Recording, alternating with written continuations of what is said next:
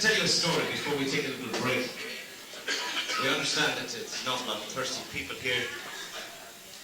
And Tommy has to wee-wee. You too? You can go ahead, you're in the dark corner there. You have an empty bottle.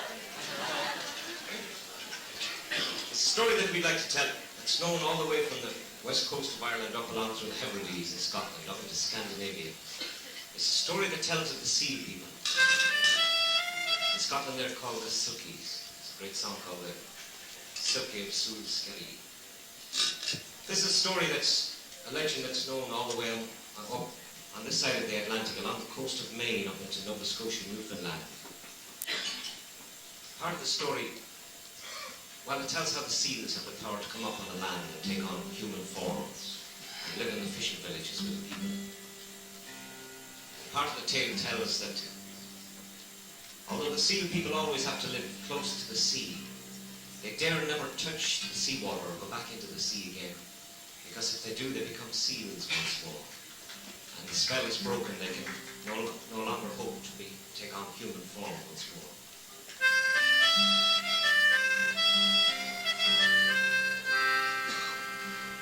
Our story concerns a man named Peter Kagan, who was married to one of the seal people. He fished a small boat called a dory. He used to fish mostly off the sunken ledges off the coast of Maine, 20 miles off. But you know, no matter how far out to sea he may be, his wife always knew what was happening to him. She knew one time, when he went out too late in the fall of the year, and was caught by the first storm of winter, she knew that he was in great danger of drowning. And she had a terrible decision to make. Whether to stay on the land in order to keep her human form and let her husband die at sea, or go back to the sea and try to save him. Peter Kagan alone.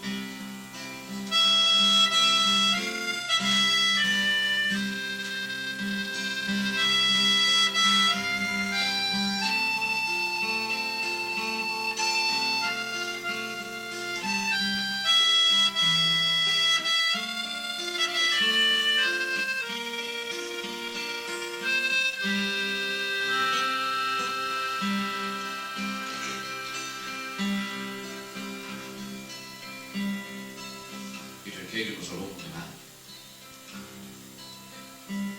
The summer was years.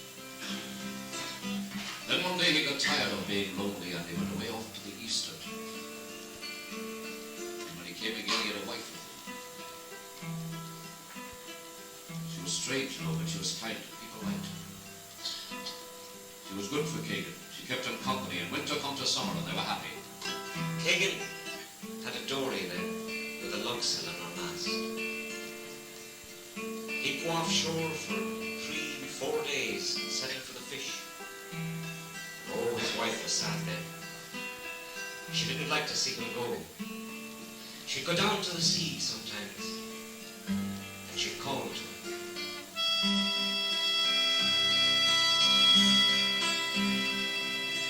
Kagan, Kagan, Kagan, bring the dory home. Wind and sea do follow thee, and all the ledges calling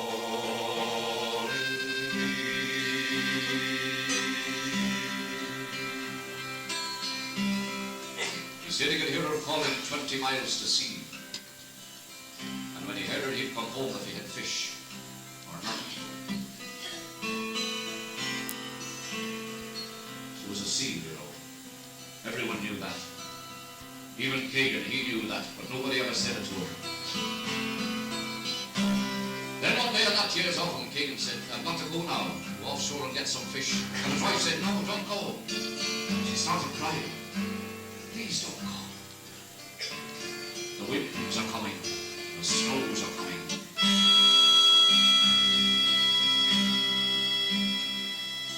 Kagan, Kagan, Kagan, don't go out to sea. Stormy winds and snows do come.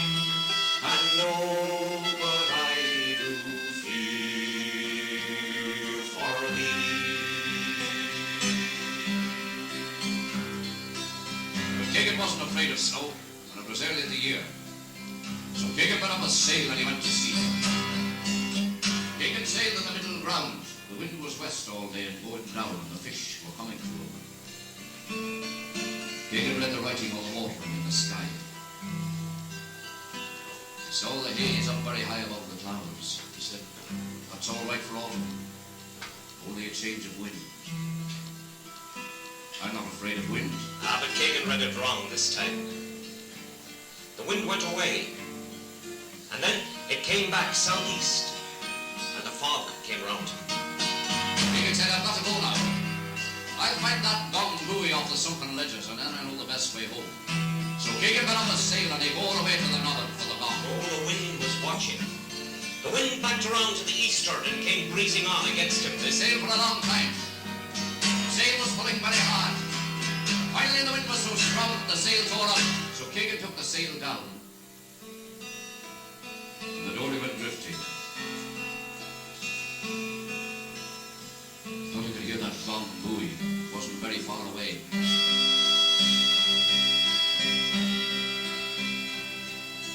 Kagan, Kagan, Kagan, bring the dory home, wind and sea to follow, and all ledges all in thee.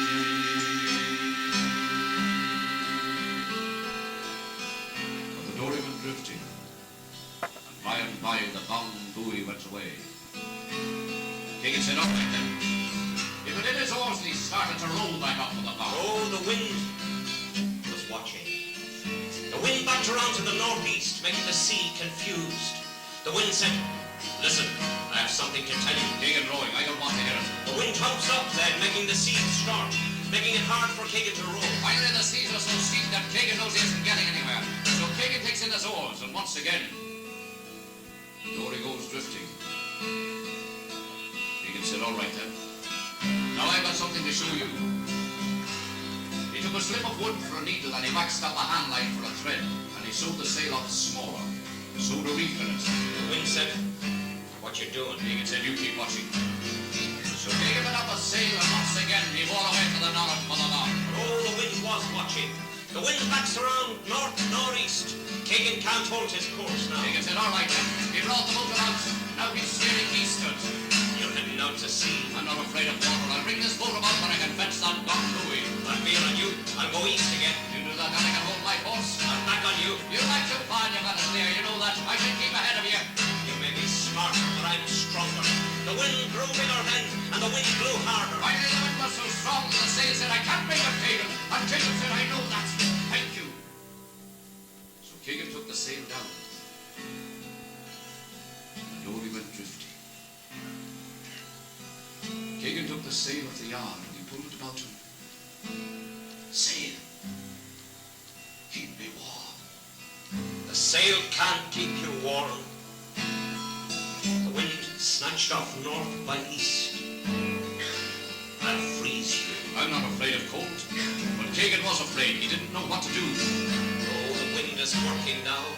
The wind is working now. The wind brings ice and snow. The wind blows long and long and black. Kagan said, "I'm dying. Sail, keep me warm." And the sail said, "I can't do it, Kagan."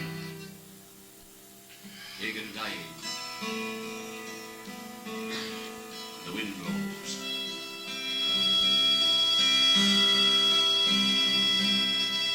Kagan, Kagan, Kagan, turn you now to me.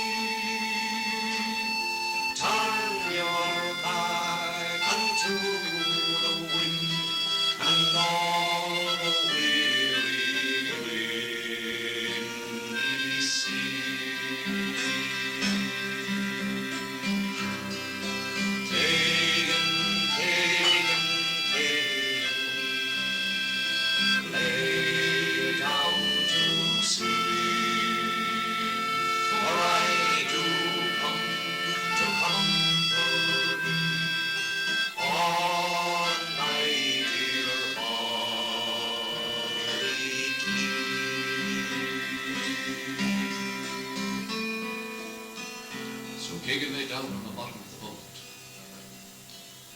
tried not to be afraid of the dying.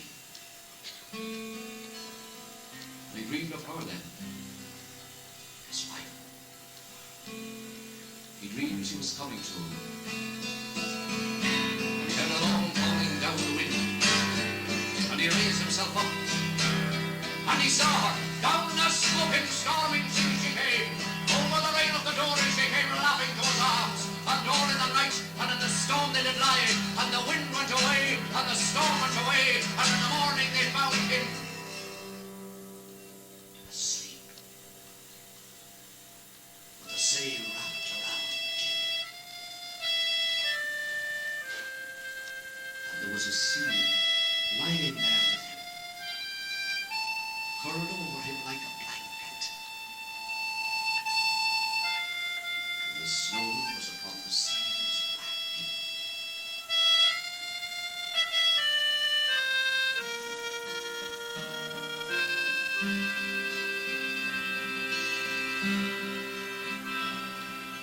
Kagan, Kagan, Kagan, bring the dory home, wind and sea to follow, and all the ledgers calling